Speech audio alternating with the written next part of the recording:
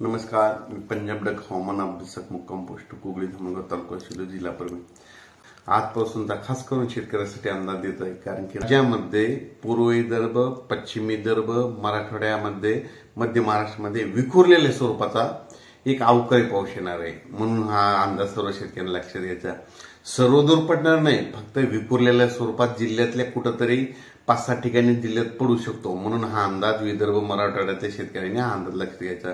उत्तर महाराष्ट्रात देखील 10-12 ठिकाणी सुद्धा पाऊस होऊ शकतो अवकाळीचा. सर्वदूर नाही म्हणून एवढं घाबरायची काही कारण नाही. मध्य महाराष्ट्रात देखील पाऊस येणार आहे, विखुरलेल्या स्वरूपाचा असणार आहे, म्हणून हे अंदाज लक्षात घ्यायचा.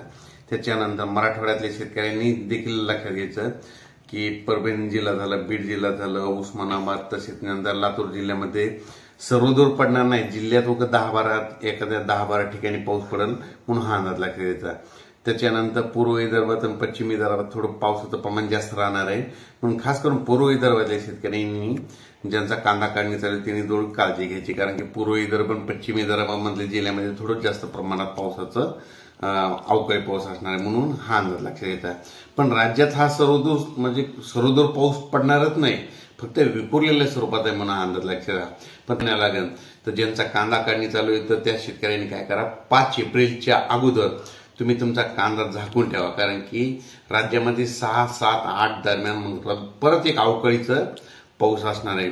पण तो ह्या पावसापेक्षा थोडं त्याचं प्रमाण जास्त असणार आहे, म्हणून हा अंदाज लक्षात घ्यायचा.